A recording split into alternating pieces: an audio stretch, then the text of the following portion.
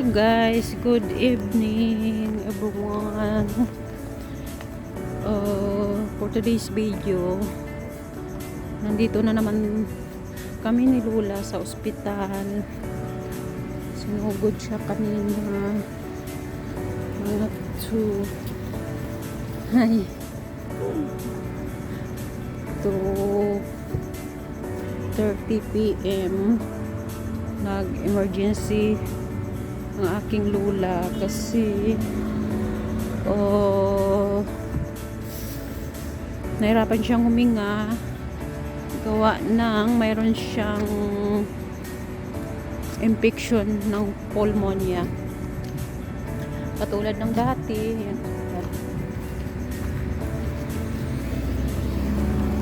Katulad ng dati ng first time na nung February 1 ay nandito kami sa ospital, so nakalabas kami, tapos ngayon bumalik na naman kami, pangatlong balik na namin to sa ospital. So mahirap mag-duty ng ospital, pero wala tayong magagawa kasi kailangan madala ang aking alaga sa ospital para magamot siya. Ayaw nga pumayag ng mga anak kanina na dadalhin sa ospital lang ang nanay nila kasi gawa ng doktor lang daw ang kailangan. So yun nga, kanina nagtalo-talo pa yung magkakapatid dahil yung isang kapatid ayaw pumayag na dadalhin sa ospital ang kanilang nanay. Siyempre, sumasagot ako dahil akong nakakaalam, ako ang kasama ng alaga ko sa araw-araw. Kaya sinabi ko, kung ako ang tatanungin nyo, mas gustuin ko na dadalhin sa ospital lang nanay nyo.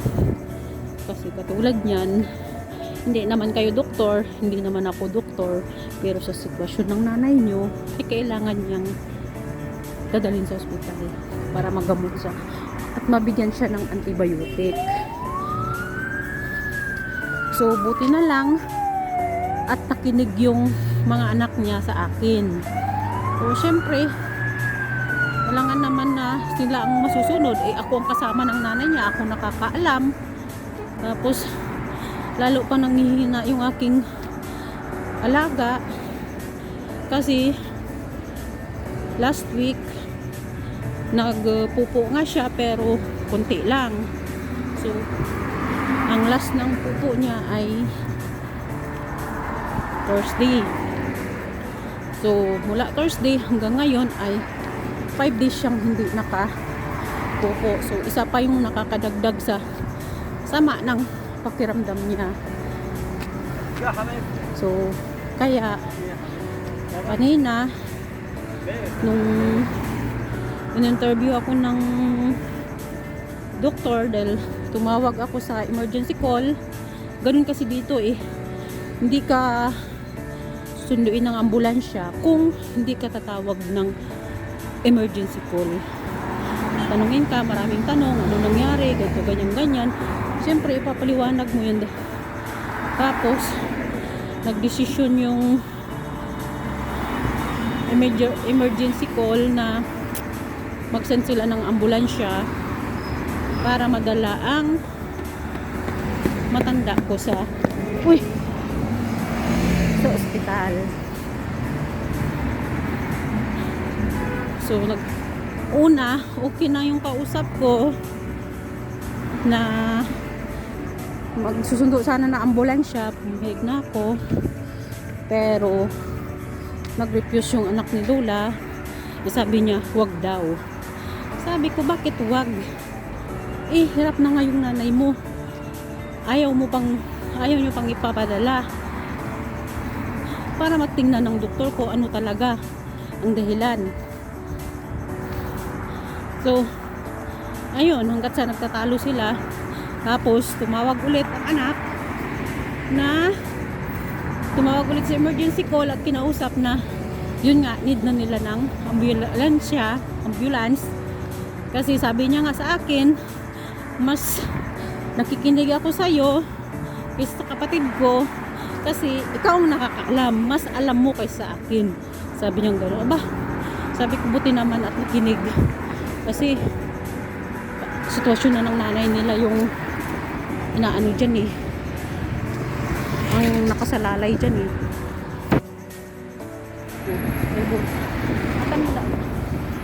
Matanda na yung alaga ko, 101 na. So ayun nga, ang findings ng doktor kasi nung after 3 weeks before ay ang kanyang findings ay pulmonya, chronic pulmonya. So ngayon, infection. So ngayon, ganun ulit. May infection siya ulit. So buti na lang kanina nung pagdating namin ng ospital ay hindi kami tumagal sa emergency at nasikaso agad. Kaya after 3 hours ay nasa ward na agad kami. So ngayon, nandyan lahat ang mga anak ni Lola. So nakapag-desisyon sila na ngayong gabi ay uuwi ako sa flat at doon ako matulog at sila muna ang magbabantay. Kasi nga, sabi ko nga, nung isang gabi ay wala talaga akong tulog. Binantayan ko talaga yung matanda kasi bumababa yung kanyang oxygen. So kailangan hindi ako matutulog. Bantayan ko siya kasi nilagnat siya eh. 38. So ngayon mas mabuti at yung Lola ay nasa ospital na. At least mamomonitor ng mga doktor at mabigyan siya ng gamot panlunas para gumaling na siya agad. Pinagdadasal ko na sana ay gumaling na yung Lola ko kasi nga nalulungkot ako sa nangyayari kasi hindi naman talagang sinasadya dahil sa sobrang lamig dito kaya siguro nagkaganon ng Lola.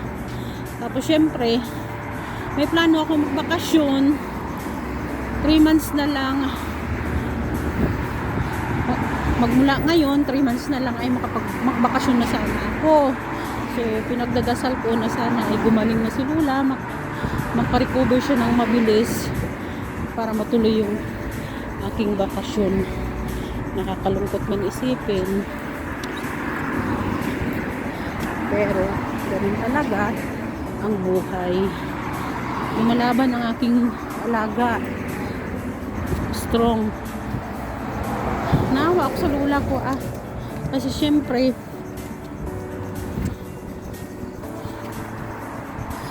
magpa 5 years na kami magkasama ni Lola next month sa March kasi ano na pala ngayon, February. So gusto ko gumaling si Lola para makapagbakasyon muna ako.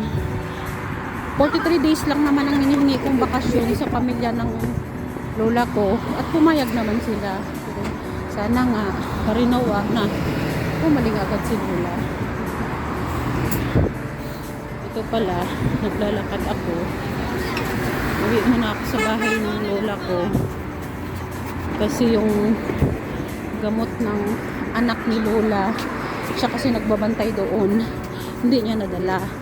So kukunin ko muna yung gamot ng anak ni Lola tsaka ako ulit bumalik ng ospital tapos uuwi na ako sa flat para makapagpahinga na rin ako. Syempre tayo kahit na trabaho tayo, kailangan pa rin natin makapagpahinga, kailangan natin makatulog ng maayos at kailangan natin makakain ng maayos. So kasi nga kaninang lunch, hindi ako nakapakain ng lunch kasi gawa ng may emergency ang aking alaga. Kaya kape-kape lang, wala kanina kape lang ang ininom ko. So ngayon, ang oras ngayon dito ay alas 6 na.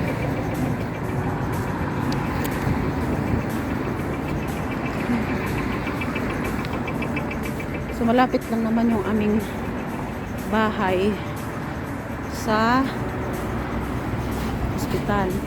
So kaya saglitin ko muna yung gamot ng anak ng alaga ko para naman ay makainom siya ng gamot niya. Kasi yung anak ng lola ko na babae, hindi naman yung taga dito. Taga ano yun, Natania siya.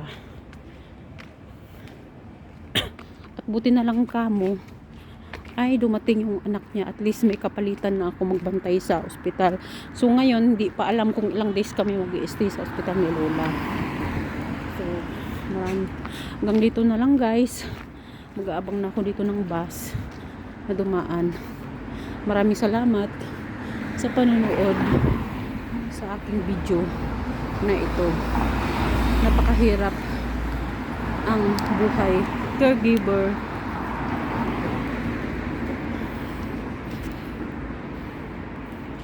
Ito. Kaya, God bless po. Ingat po kayo palagi. At thank you for watching. At maraming salamat sa panonood sa video na ito. Bye. God bless. Thank you for watching.